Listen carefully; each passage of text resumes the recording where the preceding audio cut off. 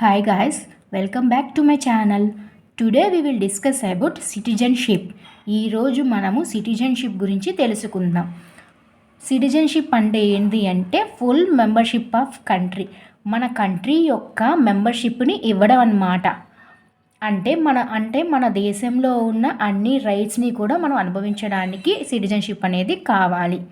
ఈ ఆర్టికల్ 15, 16, 19, 29, 30, 325 ఏం చెప్తున్నాయి అంటే ఓన్లీ ఈ రైట్స్ని మన ఇండియన్స్ మాత్రమే యూజ్ చేసుకోవాలి, ఫారినర్స్ యూజ్ చేసుకోకూడదు. అంటే మన రైట్స్ని ఫారినర్స్ కూడా యూజ్ చేసుకోవచ్చు, కానీ ఈ కొన్ని రైట్స్ అనేది ఓన్లీ మన ఇండియన్స్కి మాత్రమే ఉంటాయి అన్నమాట. Okay, other than this remaining rights are given to foreigners as well. And మన కాన్స్టిట్యూషన్ వచ్చేసి our constitution does not give details regarding citizenship. మన కాన్స్టిట్యూషన్ ఈ సిటిజన్షిప్ గురించి డీటెయిల్స్ ఏమీ ఇవ్వలేదు.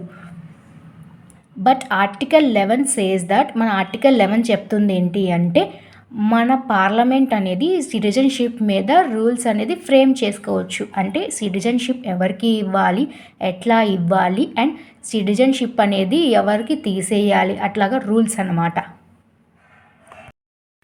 మనకి 5 ways ఉన్నాయన్నమాట. We have 5 ways to become Indian citizen. మనం ఇండియన్ సిటిజన్ అవ్వడానికి 5 ways ఉన్నాయి. అవి ఎట్లాగంటే by soil and birth. Soil and బర్త్ని బేస్ చేసుకొని మనకి 5 ways ఉన్నాయి ఇండియన్ సిటిజన్ అవ్వడానికి. ఒకటి సిటిజన్షిప్ బై బర్త్, అంటే citizenship of India by birth, పుట్టడం ద్వారా వచ్చే సిటిజన్షిప్. రెండోది సిటిజన్షిప్ బై డిసెంట్, అంటే వంశపారపర్యంగా వచ్చే సిటిజన్షిప్. మూడవది ఇన్కార్పొరేషన్ ఆఫ్ టెరిషియరీ, అంటే భూభాగం యొక్క లీనం వల్ల వచ్చేది. ఫోర్త్ వన్ వచ్చేసి ఇండియన్ సిటిజన్తో రిజిస్ట్రేషన్, మనం రిజిస్ట్రేషన్ చేసుకొని తెచ్చుకునేది సిటిజన్షిప్. ఫిఫ్త్ వన్ వచ్చేసి నేచురలైజేషన్. సో ఈ 5 గురించి మనము ఇన్ డీటెయిల్గా చెప్పుకుందాం. ఫస్ట్ వన్ వచ్చేసి citizenship of India by birth అన్నమాట. మనము born between 26 January 1950 to 1 July 1987 will become Indian. అంటే ఈ January 26, 1950 నుండి 1 July 1987 వరకు ఎవరైతే పుట్టారో మన ఇండియాలో వాళ్ళు ఈజీగా ఇండియన్ సిటిజన్ అవ్వచ్చు. సో దీన్ని బేస్ చేసుకొని మన బోర్డర్స్లో ఉన్న కంట్రీస్ మనకి లేకపోయినా మన చిల్డ్రన్కి అయినా ఇండియన్ సిటిజన్షిప్ వస్తుంది, వాళ్ళు అక్కడ బాగా ఉండవచ్చు అని బోర్డర్స్ క్రాస్ చేసి వాళ్ళ చిల్డ్రన్కి బర్త్ ఇస్తారు. సో అలాన వాళ్ళ చైల్డ్కి ఇండియన్ సిటిజన్షిప్ వస్తుంది, because that child was Born in India. So అలాగా అదర్ కంట్రీస్ మీన్స్ మన బార్డర్లో ఉన్న వాళ్ళు మన కంట్రీలోకి ఎంటర్ అవుతూ ఉండేవాళ్ళు. సో అలాగా మన కంట్రీ పాపులేషన్ కూడా ఇంక్రీజ్ అయ్యింది. సో అందుకని మన ఇండియా ఏం చేసింది అంటే ఆ పాపులేషన్ని కంట్రోల్ చేసుకోవడానికి ఈ రూల్ని టఫ్ చేసింది. ఈ పాపులేషన్ ఇంక్రీజ్ అవ్వడం అనేది కూడా మనకి 1971 ఆ టైంలో అయ్యింది. సో అందుకని ఆ 1971 ఆ ఇయర్ని మనం పాపులేషన్ ఎక్స్ప్లోషన్ ఇయర్ అని అంటాము. సెకండ్ వన్ వచ్చేసి born between 1 July 1987 to 3 December 2004. So ఈ ఫస్ట్ లాని చేంజ్ చేసిందనమాట. ఎందుకంటే ఈజీగా మన కంట్రీలోకి వచ్చి వాళ్ళు పౌరసత్వం అంటే సిటిజన్షిప్ తీసుకుంటున్నారు. సో మన పాపులేషన్ కూడా ఇంక్రీజ్ అవుతుంది కాబట్టి మనం దాని రూల్ని లాని టఫ్ చేయాలి అని కొంచెం సవరణ చేసింది. ఇట్లాగా అంటే 1 July 1987 నుంచి 3 December 2004 వరకు పుట్టిన పిల్లలు అండ్ వాళ్ళల్లో ఆ పిల్లల యొక్క ఒక పేరెంట్ అయినా సరే ఇండియన్ సిటిజన్ అయి ఉండాలన్నమాట. ఇండియన్ సిటిజన్ అయి ఉండాలి. అట్లాగా ఇలా సెకండ్ టైము లాని చేంజ్ చేశారన్నమాట. లాని చేంజ్ చేశారనమాట సెకండ్ టైం. అయినా కూడా బార్డర్స్ నుంచి వచ్చి ఇక్కడ వాళ్ళని మ్యారేజ్ చేసుకొని చైల్డ్కి బట్టి ఇచ్చేవాళ్ళు. ఆ చైల్డ్ వలన పేరెంట్కి కూడా సిటిజన్షిప్ వచ్చేది. అది మెన్ ఆర్ ఉమెన్ అలా చేసేవాళ్ళు. అండ్ పిల్లలు ఇక్కడ ఉన్నారని వాళ్ళ పేరెంట్స్ కూడా ఇండియాకి వచ్చేవాళ్ళు. ఇలా కూడా పాపులేషన్ తగ్గలేదని మళ్ళీ సిటిజన్షిప్ యొక్క లాని టఫ్ చేశారు. Born between or after 3rd December 2004 అంటే 3rd December 2004 అప్పుడు కానీ తర్వాత కానీ పుట్టిన వాళ్ళు అండ్ వాళ్ళ పేరెంట్స్ ఇద్దరు కూడా ఇండియన్స్ అయి ఉండాలి.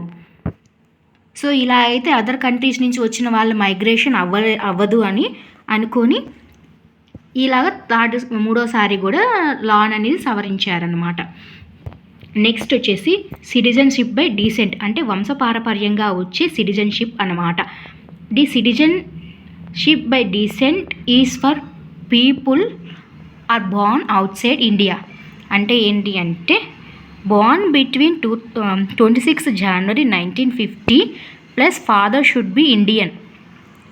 అంటే ఏదంటే 26 January 1950 నుండి 1 July 1987 ఆ టైంలో పుట్టాలి అండ్ ఫాదర్ ఖచ్చితంగా ఇండియన్ అయితేనే వాళ్ళ చైల్డ్కి ఇండియన్ సిటిజన్షిప్ ఇస్తారు.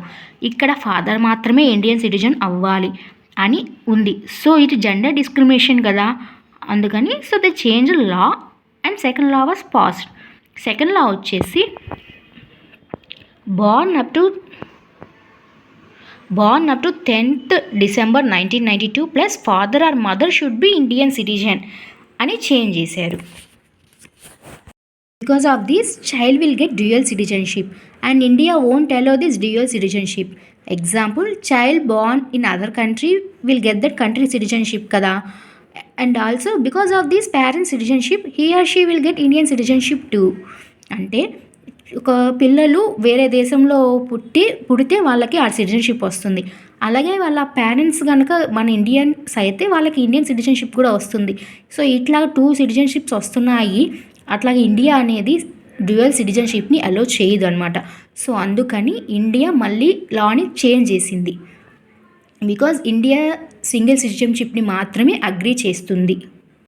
Born between 3rd December 2004 plus mother or father should be Indian plus undertaking proof of no citizenship. అంటే ఏంటి అంటే 3rd December 2004 ఆ టైంలో పుట్టి ఉండాలి, ఫాదర్ కానీ మదర్ కానీ ఇండియన్ అయి ఉండాలి అండ్ వాళ్ళు వేరే కంట్రీలో పుట్టినా కూడా వాళ్ళకి ఆ సిటిజన్షిప్ లేదు అని ప్రూఫ్ చూపించాలి. అప్పుడే వాళ్ళకి ఈ కంట్రీలో సిటిజన్షిప్ అనేది వస్తుంది. థర్డ్ది ఇన్కార్పొరేషన్ ఆఫ్ టెరిషియరీ. ఇది ఏంటి అంటే మన ఇండియా ఏదైనా ల్యాండ్ని ఆధీనం చేసుకుంది అనుకోండి, సో ఆ ల్యాండ్లో ఉన్న వాళ్ళు కూడా మన ఇండియా కిందకే వస్తారు. ఆ ల్యాండ్లో ఉన్న వాళ్ళు మన ఇండియా కిందకే వస్తారు, కానీ వాళ్ళకు ముందు వేరే కంట్రీ యొక్క సిటిజన్షిప్ ఉంటుంది కదా. సో అది వాళ్ళు పోగొట్టుకొని మన ఇండియా యొక్క సిటిజన్షిప్ రావాలి అంటే దీని ద్వారా మనకు అప్లై చేసుకోవచ్చు అనమాట. ఎగ్జాంపుల్ గోవా.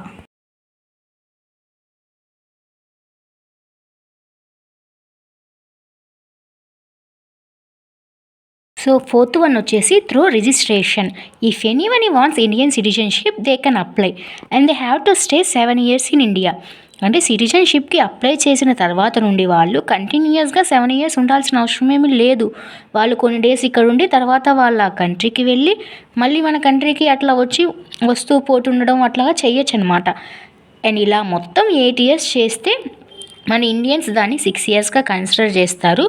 అండ్ ఇంకో 1 year మాత్రం వాళ్ళు ఖచ్చితంగా ఉండాలన్నమాట కంటిన్యూగా. సో ఇట్లాగా 6 years ఏమో దాన్ని కన్సిడర్ చేసి అండ్ 1 year ఏమో కంటిన్యూగా ఉండదు, దాన్ని టోటల్గా 7 years కన్సిడర్ చేస్తాం కదా. ఇట్లా టోటల్ 7 years ఉంటే మన ఇండియన్ సిటిజన్షిప్ అనేది వస్తుంది. నెక్స్ట్ 5th one వచ్చేసి నేచురలైజేషన్. ఈ నేచురలైజేషన్కి ఇండియాలో 12 years స్టే చేయాలి. సో కంటిన్యూస్గా 12 years స్టే చేయాల్సిన అవసరం ఏమీ లేదు. సో వాళ్ళు వస్తూ పోతూ అలాగా 14 years కనుక చేస్తే దాన్ని మనం 11 yearsగా కన్సిడర్ చేస్తాము. అండ్ 1 year వాళ్ళు కంటిన్యూగా ఇండియాలోనే ఉండాలి. అలా టోటల్ 12 years అయితే నేచురలైజేషన్ ద్వారా ఇండియన్ సిటిజన్షిప్ అనేది వస్తుంది. ఓకే.